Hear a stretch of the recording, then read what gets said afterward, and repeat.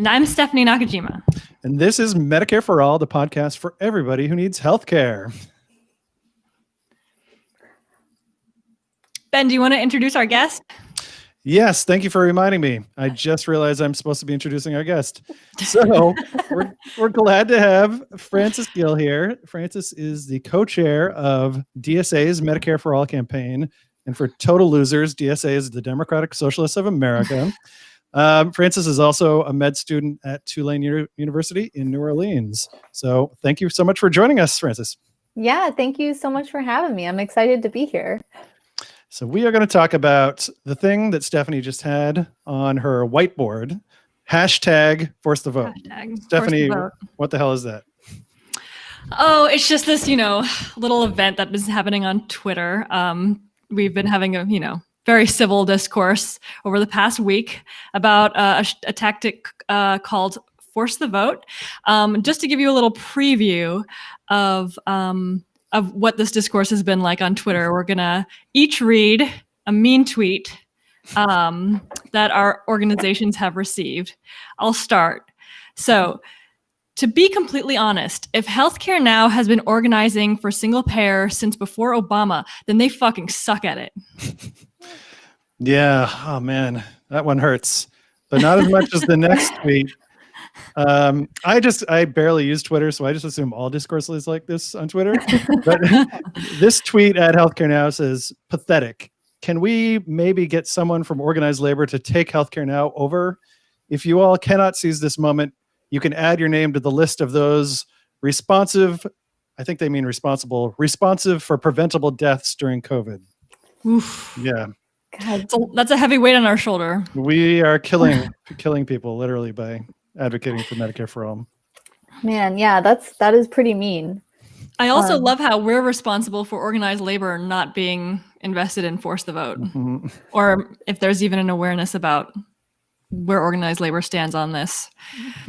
Anyway, yeah. Frances, can I have you read yours? Yeah, so there were plenty of mean tweets about DSA to choose from. I didn't have to look far, but this one was DSA is grifting off of Jimmy Dore's useless and violent strategy. Glad to see it, but I hope they apologize to him. So sounds like many people feel we might owe an apology to Jimmy Dore. I wonder in whose universe is Jimmy Dore the hero? We haven't even described yet what Jimmy Dore did, right? So we're going to get to the whole background of force the vote. So why don't, I don't know, maybe because I'm like Twitter useless, Stephanie, between you and Frances, can you give folks like a little bit of background on where the force the vote push and campaign came from, kind of who was behind it, who originated this organizing tactic, and exactly what they're asking for? Sure. So, Frances, tell me if I'm getting this right here. I think political comedian Jimmy Dore sort of kickstarted this initiative, Force the Vote, and NFL Chargers running back Justin Jackson also sort of got AOC involved on it in Twitter and sort of kickstarted the public discussion part of it. Is that about right? Yeah, that's about my understanding. I think the first time that I heard about it, and then the first piece of media that I came across that was advocating for force the vote was an interview with Brianna Joy Gray and Adam Gaffney and Natalie Schur and Katie Halper. So that was the first that I heard about it, and then it kind of steamrolled from there. Okay, I didn't even know that those two had a discussion about it. That's interesting. Mm-hmm. Stephanie, yeah. Can you take down the mean tweet? It's really I'm sorry. ruining my vibe here. Thank you.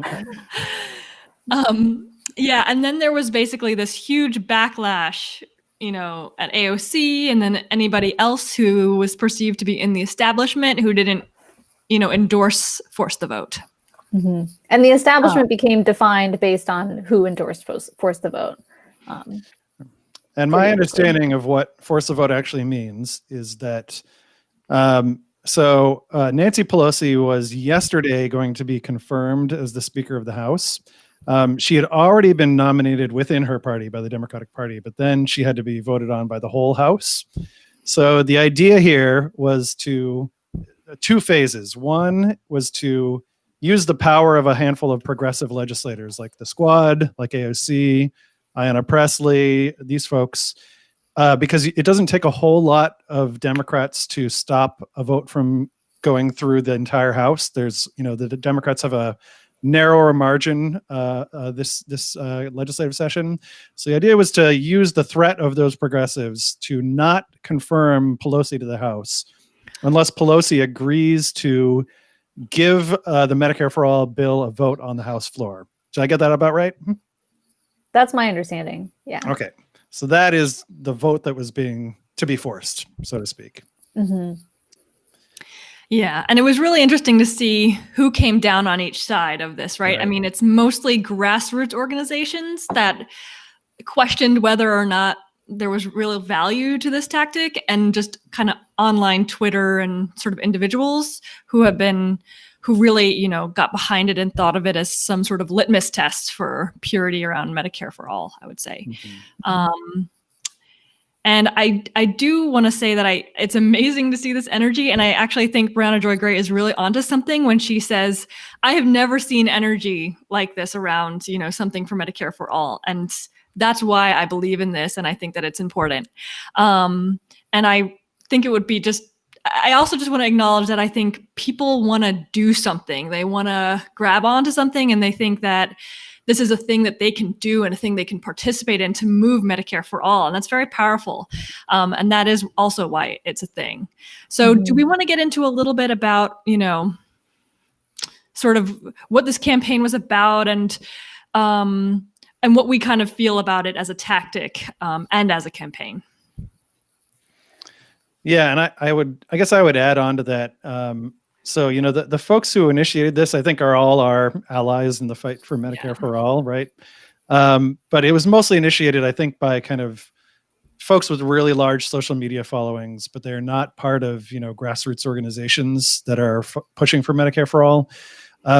Many people might not know this, but there is actually a coalition of all the national groups who work on Medicare for all that meets every month to sort of try and coordinate strategy and tactics and campaign work.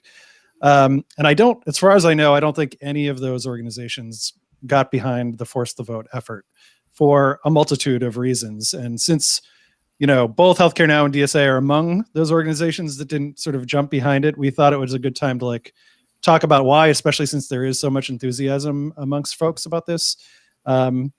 So where should we start?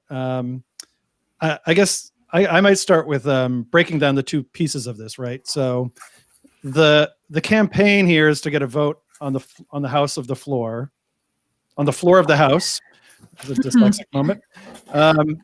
On Medicare for all, and this is actually something I worked on many years ago during the Affordable Care Act fight to try and get a vote on the Medicare for all bill back then. I think DSA has been involved with this, so that's kind of the campaign. But then the tactic was to basically go after the most progressive members of the House and to try and pressure them into using their leverage over Pelosi to get the vote. So those are slightly different things. And I thought maybe we would start first with the tactic itself, which is leveraging kind of the Squad. What do you all think of that piece of it? We'll get to the much bigger question, which is, do we want a floor vote right now, and what would it look like if we had got it through this mechanism? But yeah, I think, and another one piece of this for DSA, and maybe this is a little bit off topic, but in addition to kind of thinking through the strategic value of a floor vote at this particular time, we also had to ask ourselves, is this even something that we reasonably could mobilize around in a span of 2 weeks over the holidays? And the amount of just the sheer amount of power and pressure that you would have to bring to bear, within a span of 10 days, in a totally volunteer run organization during Christmas and New Year's and et cetera. it just kind of boggled the mind, just to even like think You don't about. care about Medicare for all if you're going to think you don't care about Medicare for all if you're going to take a break for Christmas and New Year's. I mean, that's what it kind of, that's Right. what it wound up feeling like. Yeah. And so, yeah, just like, which I think kind of speaks to that question of like, who wound up being like pro force the vote and who wound up being like against force the vote. And the fact that it's like grassroots, like often volunteer run or member led organizations that wound up being kind of against force the vote or more skeptical, at least about it, just speaks to kind of a deep understanding of how much work would be involved and just like the number of hours in a given day to like mobilize that kind of power and pressure on such a quick time frame. And then I think that also gets into like people really gravitated towards this because they don't feel plugged into a movement or to a strategy, which is something that like we can totally learn from and grow from. Like, how do we like pitch our work and our strategy and get people like feeling engaged and feeling plugged in and feeling like they're a part of developing it too. All just more work. But yeah, that's something we've definitely been reflecting on as well, and we'll definitely get to later, because I think that the challenge for us here, well, first of all, we are responsible for talking about why we think this is not a good tactic, and sort of like leveling with, you know, what the political landscape is and sort of cluing people into that. And then also, you know, all this energy, people want to do something, and we are responsible for helping people actually get connected to the things that they can do. And we really want to do that today, I think. But I also just want to say that as a tactic itself, like using progressive members to leverage something out of Pelosi or any House speaker using, you know, this confirmation process, of course. I mean, we should be using everything that we can. And there's absolutely, I mean, the more militant, the better often. And so I think that in terms of this as just a general tactic, and also in terms of like forcing a floor vote, I think that is something that we are absolutely going to want to get behind eventually. I think that the question we want to move on to here is, you know, whether or not was this the right time? Yeah, and I would add one more thing on top of what you both just said about this particular tactic, which is about sort of trying to pressure the squad into leveraging Pelosi. You know, when grassroots organizations are planning, like, you know, what long-term strategy do you want, and what campaigns get us closer to winning? A big thing that we think about is like, where in the country do we need to be building more power? Do we not have enough power to move legislators right now? And the problem, of course, with focusing really on the squad as our leverage of power is that they all represent really progressive districts where we have tons and tons of activists already. And it's not really where we need the power. So there's no way we could really start building a coalition in the other districts, the more conservative Democratic districts, or start bringing in new activists in those districts by targeting the squad as like, you're the targets, and then you're the only one whose vote we're going to be using in this tactic. So from a base building, you know, a lot of what we do before we feel like we're ready to win is growing the movement, getting more and more people involved. And I think we could have got more people involved in Twitter and social media, but that's not quite the same as plugging real people into local organizations where they become part of, you know, an ongoing struggle and fight. So my extra 2 cents on top of y'all's, but. Yeah, absolutely. I think one of the hard things about this, our reaction to this, our reaction to force the vote has been having to really sort of like confront and say explicitly that we don't have the power right now. And that sucks. And nobody wants to hear that, because like, as they were saying, you know, people are dying and like, we want to move on this. And of course we do, but we're not that powerful yet. And I think, you know, it's important to recognize that so that we can figure out how to become more powerful as a movement. We can talk about how we do that. Yeah, so go ahead, Francis. Yeah. Sorry, I just totally agree. And especially to the point of like where we have power and where we have people. and the need to grow our movement in the more conservative districts, in the more rural districts. And in order to do that, we need to have organizational infrastructure that people can easily plug into. And like you said, just feel really a part of, and not just someone who gets called to action and oh, go tweet or go call your rep, but be a part of building this thing. And that stuff's just it takes person to person connections and time. Mm-hmm. Yeah.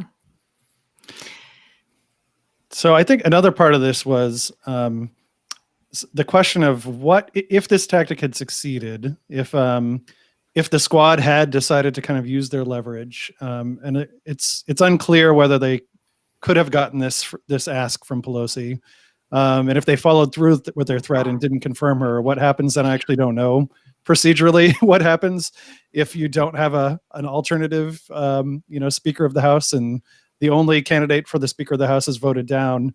But all that stuff aside, Stephanie, do you know, what actually would have been voted on here? Because we know that we have a bill, but it's been drafted by our two lead sponsors, Bernie Sanders on the Senate side, Pramila Jayapal's staff on the House side. And it's a much better bill than the old John Conyers bill. But nonetheless, it has not gone through, a legal review. It does not have any financing. So there's no, we'd be basically moving the entire healthcare system from a lot of it from the private system where employers are paying for it or people are paying for it out of pocket. All of that would be moved into the federal budget, but we would not have any taxes in the bill right now to pay for it. So, what would this have actually been a vote on? And I kind of wonder what would have actually happened if it was kind of more of a hollow vote, like a fake vote as opposed to a real vote where, the normal process would be we fight to get this through each committee that it has to be approved by, and then it would make it to the House floor. And by the time it makes it to the House floor, it would have been marked up. It would have been included in a budget. There'd be financing for it. There'd be legal review. All that stuff would have happened.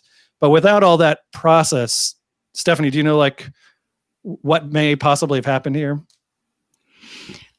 Yeah, well, like you're saying, there actually was no financing in the bill. There have been white papers written about the bills, each one in the House and the Senate, that explore different ways that we could finance the bill.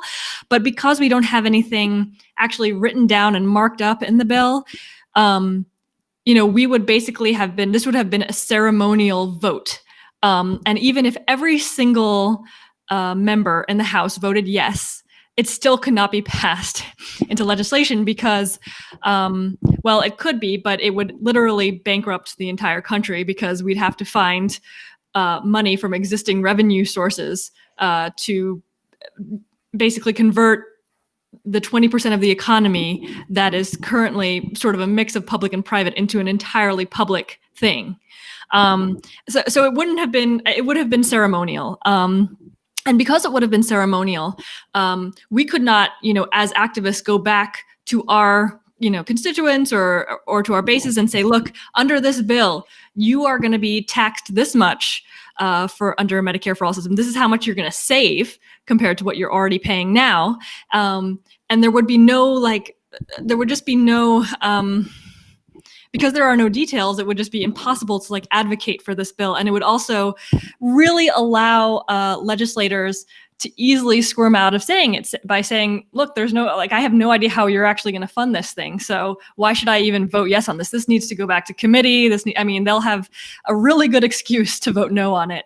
And that in itself could have been disastrous. And they'll have a really good excuse to vote yes on it because it's not going to pass. It can go either way. It's less, I feel like it's even less of a statement of their position than getting them to co-sponsor the bill, or getting activists in their district to actually get them to pledge to support it. It's even more, ceremonial than that. Yeah. And so I think there is a danger that this could have backfired if we did get a vote. There's no way to say. I think it's possible that things would have gone just like you said, Francis, and the people who back Medicare for All may have been happy to cast a ceremonial vote, even if they would not have voted yes if they thought the bill was going to pass. But also it could have been what Stephanie was saying, which is that a number of our current co-sponsors who would vote on a real Medicare for All bill would say, I can't in good conscience vote for a bill that doesn't have financing. Because if you pass all the benefits of a Medicare for All system without the financing, the taxes to pay for it, then you're adding $1 trillion to the federal budget with nothing, no income to actually pay for it. So you can't, as a real legislator or as a real vote, you couldn't actually cast a yes vote on this. But what about Stephanie? I guess one of the other questions here is the political feasibility of. I mean, do we think that this vote would have been a positive, however it would have gone, or would it have been like a negative? Yeah, publicly? I feel like advocates of force the vote, they felt that there was no downside to this whatsoever. They admitted as much that, this bill couldn't actually go anywhere because it didn't have the financing and all that stuff, but it would still put our legislators on the record. And I feel like I totally empathize with that, because I do agree with the idea that it's easier to campaign against a rep who has voted against Medicare for All than one that has just said, I don't co-sponsor it, or like, I'm not going to co-sponsor it right now. Putting something up for a vote does cause that pressure, and it puts you on record, and it does follow you around. And so I empathize with that, but I do think that there was a downside that wasn't really discussed that much in the public discourse around this. And that is that, we do have 118 co-sponsors on the bill right now. That's just about half of House Democrats, a quarter of the whole House, right? So we're not even talking about a lot. And that's like correct me if I'm wrong, but that's like historic, right? Like a historic record number of co-sponsors. It represents an enormous amount of progress and steps forward over the last few years. Yeah, exactly. I mean, it is a huge jump. And of course, we don't feel like it is going fast enough, and we are in the middle of a pandemic, and that would be great and everything. But that is obviously a historic improvement. But even if, all those 118, people, it's very unlikely that all of those reps would actually have voted for the bill, because many of them, we pushed them on at the very last minute, or they're just like, they're just not like, they're kind of fair weather supporters of Medicare for All. And if they have any reason, including a threat by leadership, which they absolutely would have been getting, to vote against Medicare for All, they could have really maybe just made the squad the only 6 or whatever who voted for the bill. And that would have been disastrous. And the reason that would have been disastrous is because political feasibility is one of the big, I think, problems that we have with our movement. It's almost like a sort of a self-fulfilling problem, almost like, polling is. A lot of pollsters will create a poll to create a perception of there not being public support for something. And Democrats continuously, centrist Democrats continuously talk about how single payer is too radical, or it's like not politically feasible. And this would have just been, the last nail in the coffin to the political feasibility argument for Medicare for All if a disastrous floor vote had happened. Yeah, that's so insightful. The political feasibility part is this huge hurdle. DSA from 2017 and 2019, our big thing was trying to get chapters to canvass and knock doors for Medicare for All, and to do it in districts even where it didn't seem likely that you'd be able to, push your rep to co-sponsor. And in doing that in New Orleans, most people if they had heard of Medicare for All, it wasn't that they had any argument against oh, that's too expensive, or that's gonna we'll have to ration healthcare, or any of the usual conservative talking points that they try to make stick and that really don't. It's always just well, of course, that would be wonderful. That makes perfect sense. They will never, ever give us that. And they won't until we make them, and we don't make them by just tweeting at them. Yeah. Yeah. And I think, when I think about, I actually like putting legislators on record if you can. I think it is good to force votes on this thing, and I've been involved with doing this with the Massachusetts legislature, and as I mentioned back during the Affordable Care Act, we did have an attempt to get a floor vote on the Medicare for All bill back then, although it definitely would have been a fake vote as well. But I think it changes very little in terms of our progress towards winning or not. When I think of I live in Boston, and when I think of our legislators here in the Boston area who are not yet on board the bill, I think whether we put them on the record voting no or not really doesn't make that much difference with do we have the power in their district? Do we have enough activists? Do we have enough, unions and us grassroots groups in their districts to force them, or to be honest, anyone else who takes their seat, into signing on and voting yes.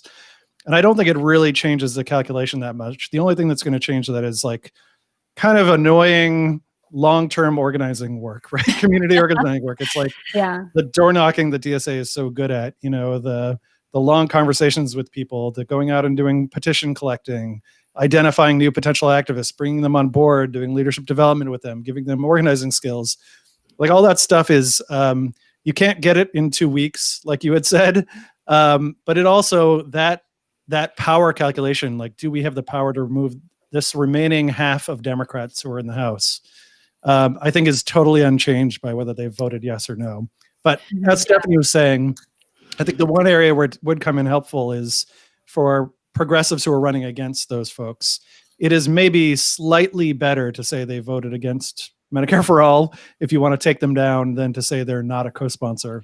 Although, honestly, to me, if you're a Democrat and not a co-sponsor at this point, it's clear you're opposed to Medicare for All. I mean, you don't need that much more. So, to give a great, I think, example of exactly what Ben's talking about here, about the limited maybe benefit of that, our rep Stephen Lynch, who's one of the remaining Massachusetts reps who have not co-sponsored Medicare for All, and who lives like just south of Boston. So like his district is like the Quincy area. It's Democratic. It really should be Medicare for All, but he's got a lot of union support down here. And we went to his so Healthcare Now, and then also Boston DSA went to a town hall that he held, I think it was last year or the year before that. 2020 is just like a blip in the matrix, really. And we actually recorded him answering a question about Medicare for All. And in his response, he said gave these really right-wing arguments against it. And the crowd was clearly not having any of it. And it was like this great viral moment. And actually it was live streamed on Twitter. People for Bernie retweeted it, and it got like thousands and thousands of views. And it changed absolutely nothing. Right. And when we look at like how we're going to move Stephen Lynch, it's unfortunately going to be a little deeper than, of course, getting on the record. That's absolutely essential. And that probably brought that action probably brought new people into this and also informed people of like what his position was.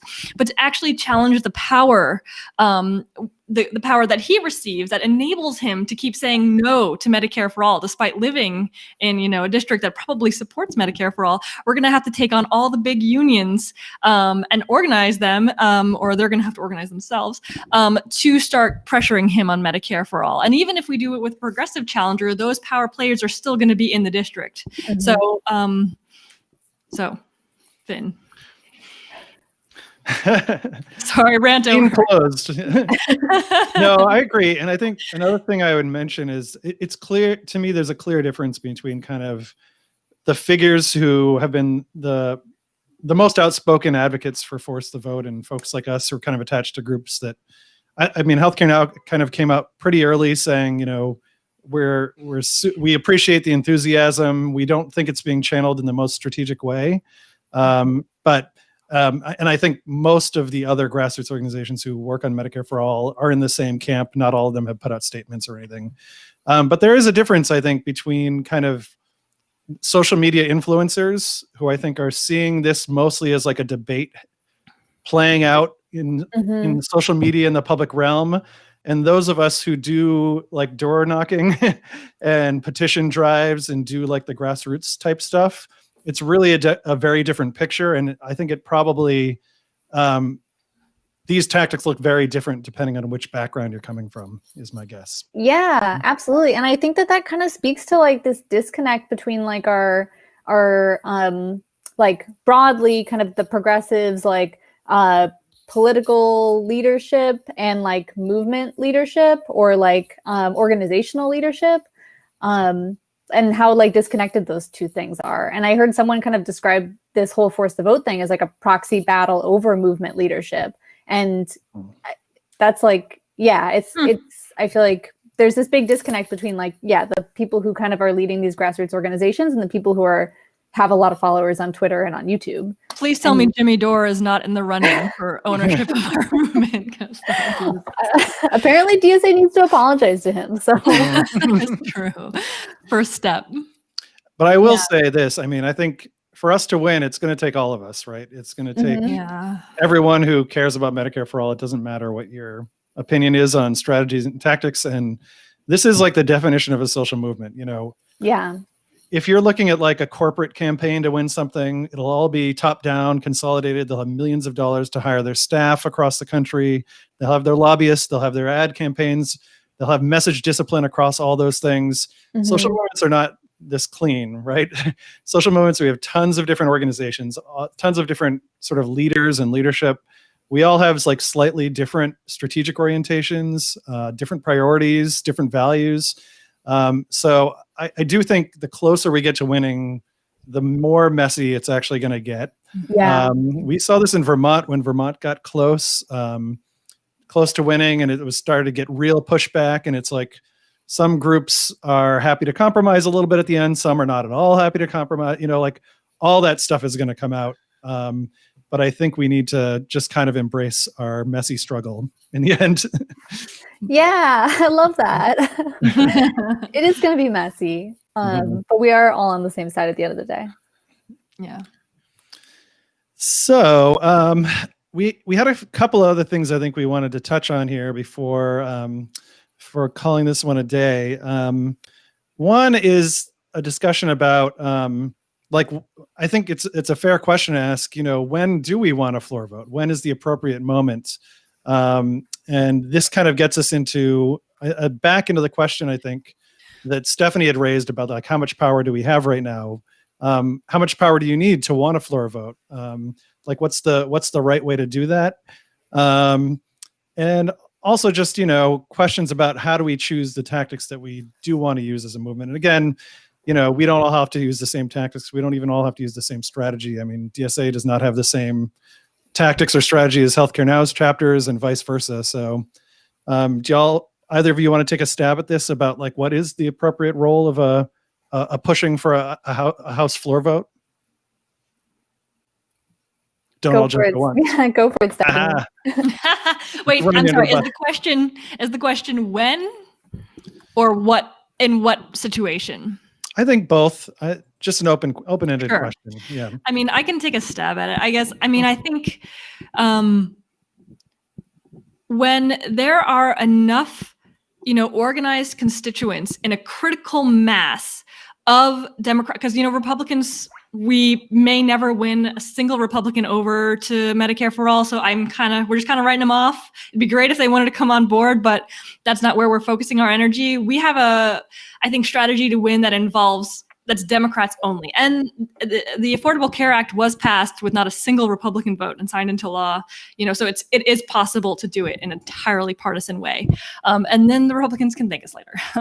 But I think that the answer is when we have enough, and this has to be like very, you know, I hope it doesn't really have to be like this, but my thinking is that it has to be very district critical, right? So, you know, where we have enough power in each district that each legislator knows that they will face serious repercussions if they do not vote for Medicare for all. I mean, repercussions that they know that their constituents will and can act on. And right now, I don't think that we really have that kind of power in the critical mass of districts that we need to have it to actually, quote unquote, force a vote.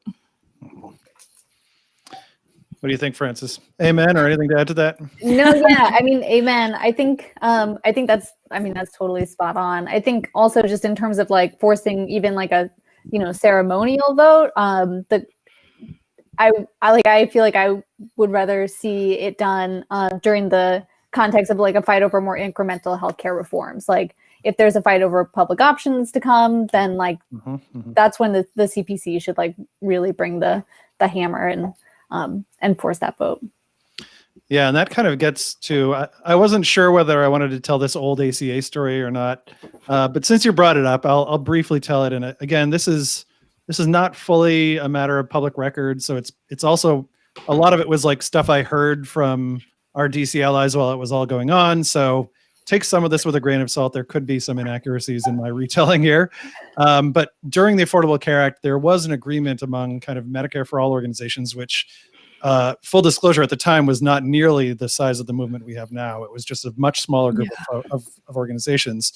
But the plan was we wanted to get out of the Affordable Care Act process a vote on the Medicare for All bill on the House floor.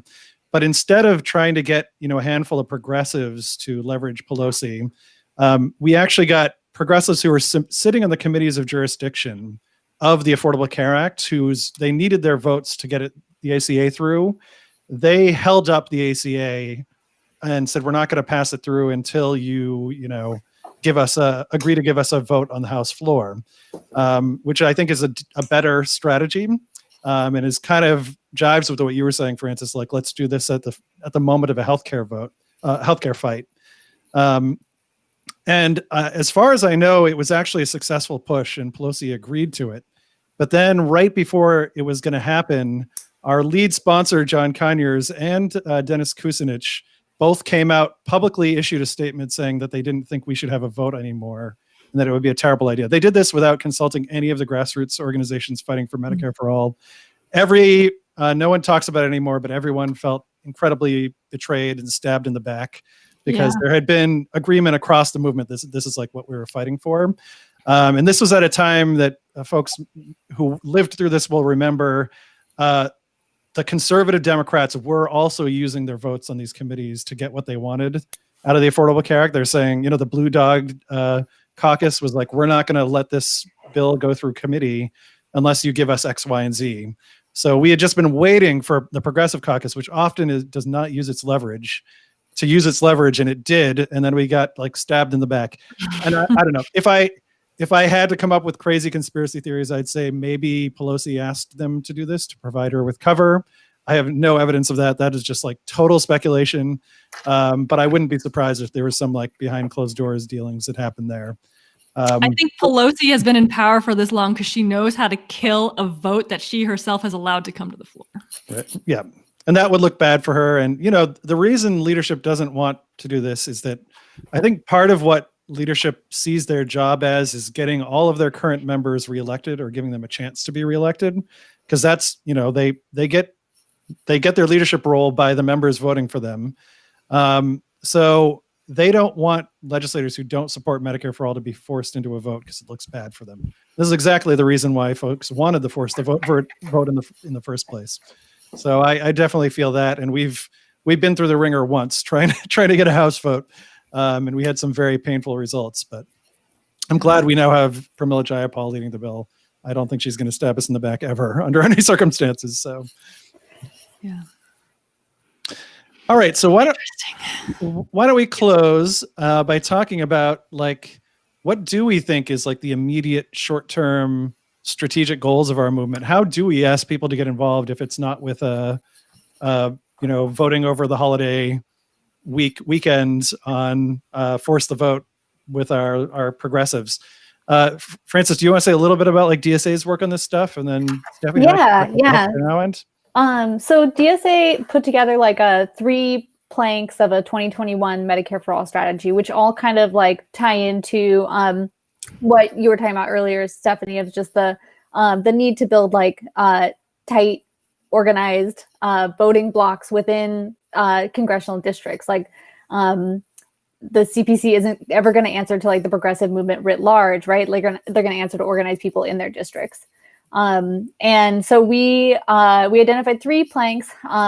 The first is position Medicare for All as an anti-racist demand, and do the like base building and political education around that, to tie the Medicare for All as like to position Medicare for All as like the most powerful policy tool for eradicating racial health disparities that were revealed in such like stark figures by the COVID-19 pandemic.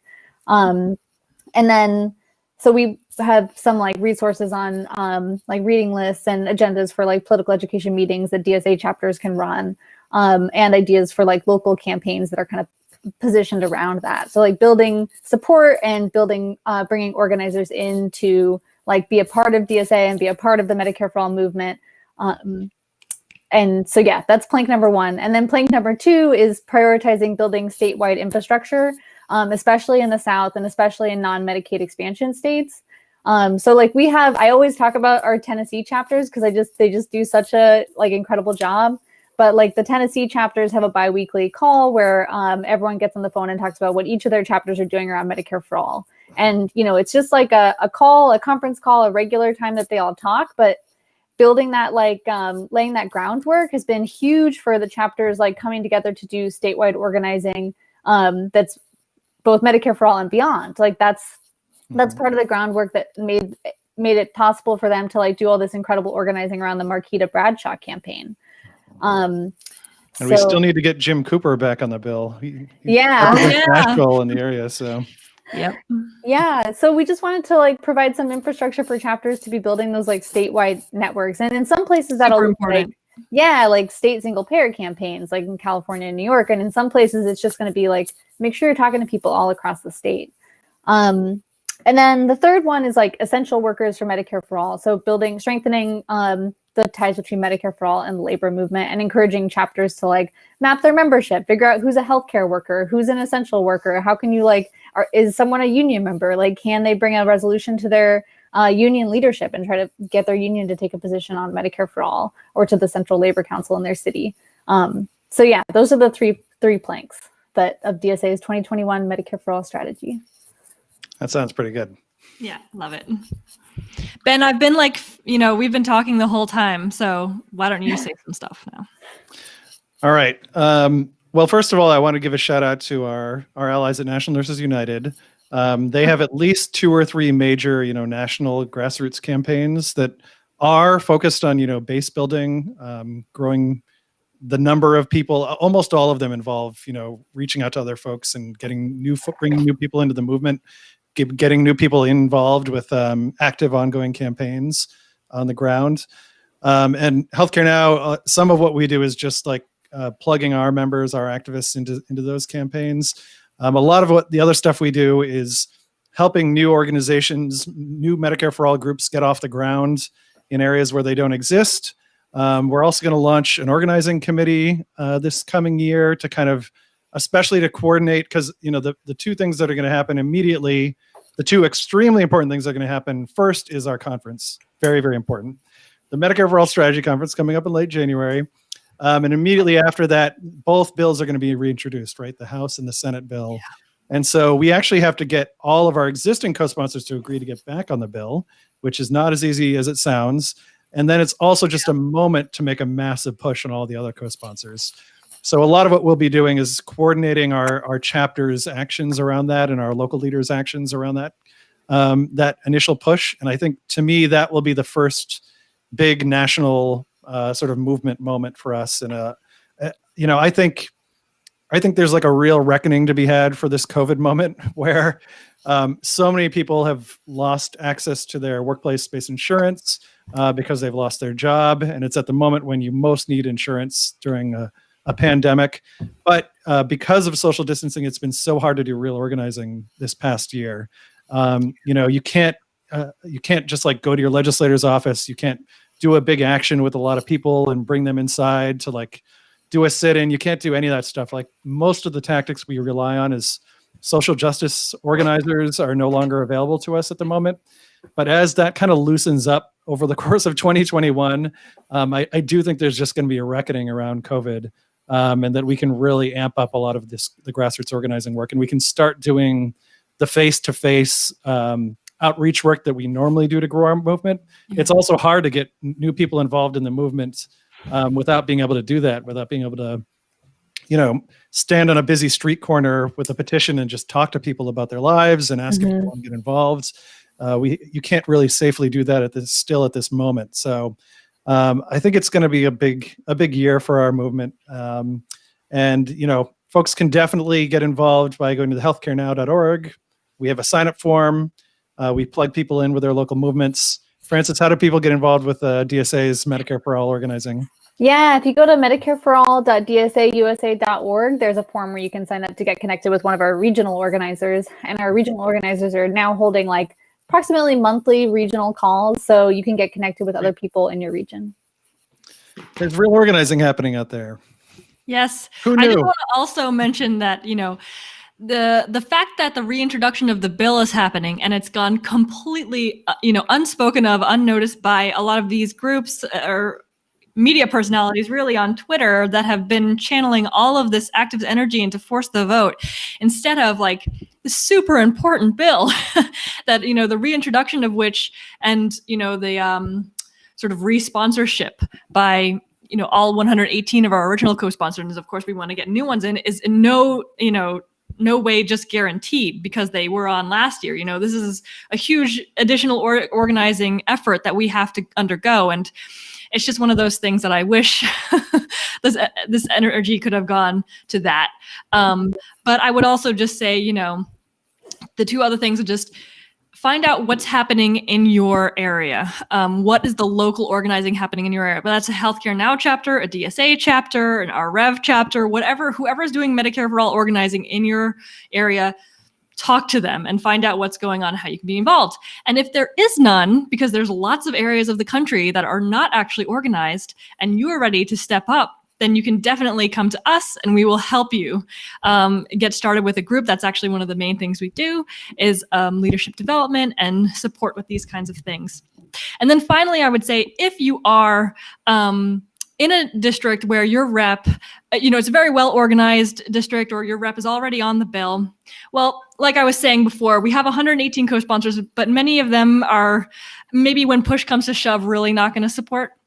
And so I would say like the next step would be to take actually the Patients Over Profits pledge, which prevents them from, which binds them to not taking any health insurer, pharma, any of the industries that are actually, contributing to the fight against Medicare for All.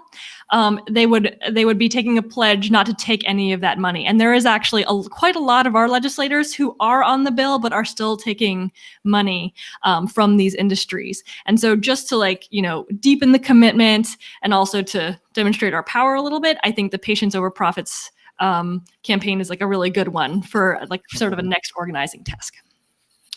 That's a good one. And I would just close with kind of an olive branch statement around Force the Vote, which is I wish that in the future we had kind of a better communications and relationship between the grassroots organizations and kind of the social media influencers within our movement, because our organization, well, I don't know what DSA is following. I'm sure it's much bigger than ours.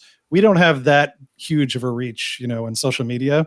So there's all sorts of people who want to be involved in the movement who are reached by, Jimmy Dore, Brianna Joy Gray, who we can't reach, but we would love to work with them as activists with our grassroots chapters.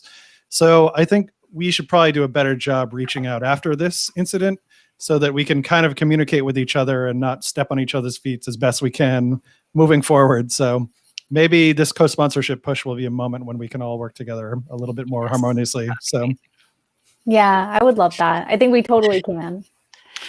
Yeah. All right. Onward. Thank you so much for being on the podcast. Yeah, thank you, Francis, for being on. Good to see you. Thank you for having me. Talk to y'all later.